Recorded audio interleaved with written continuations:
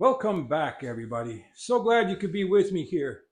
Walter at the workbench. So, to wrap up today's events with a discussion on marking gauges.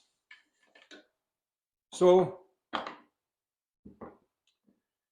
this is the nice crown marking gauge that I found the other day. And then I have these other two interesting ones. They're more of a curiosity. I don't use them. This one is an older model, and I'm not sure if there's a name on here. I don't see it right away, but it's a dual marking gauge. You've got two wooden thumb screws, and you've got two shafts with individual pins, so that, let's say you're working on a project and you need 3/4 inch, 1 inch, half inch, repeatedly all day long. You're not reaching for two different gauges. So that's an interesting one. This is more of a layout gauge. It is a knife gauge.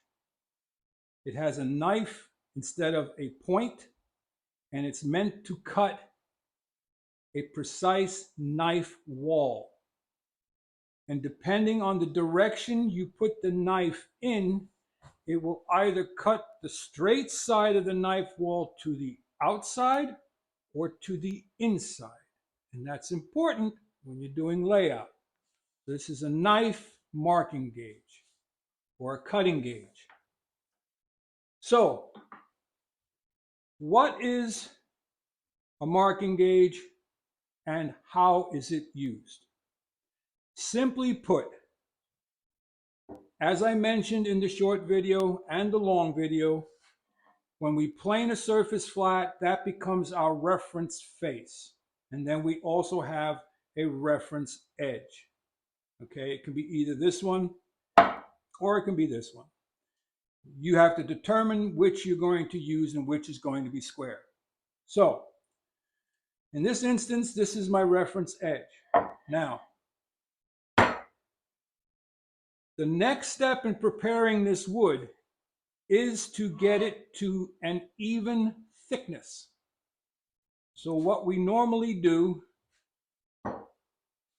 is we set the marking gauge either by measurement or by the thickness of the panel, and we strike a line along the length, keeping this face against the reference face. Okay? You can do that in multiple strokes so that you're not trying to push it down hard in one pass. So, what you end up with is a line. Then, if you want, you can take your pencil and you can fill in that line. Now, in hardwoods, it's a little more difficult than in softer woods, of course.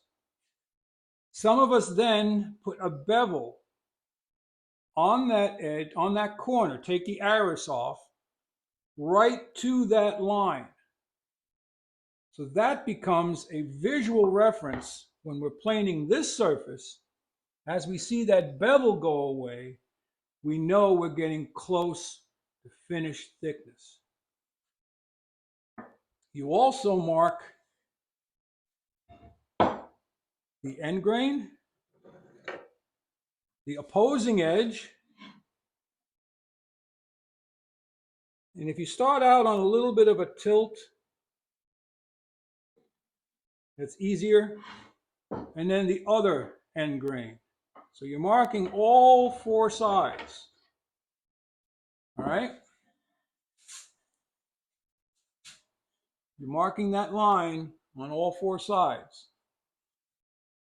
When you're surfacing this side, and you get down to that line, that little indentation, you'll start to see little fuzzies. And that's when you stop with your triplane and you go to your smoother and you're good to go. Any questions? That's the marking gauge, and that's how it's used.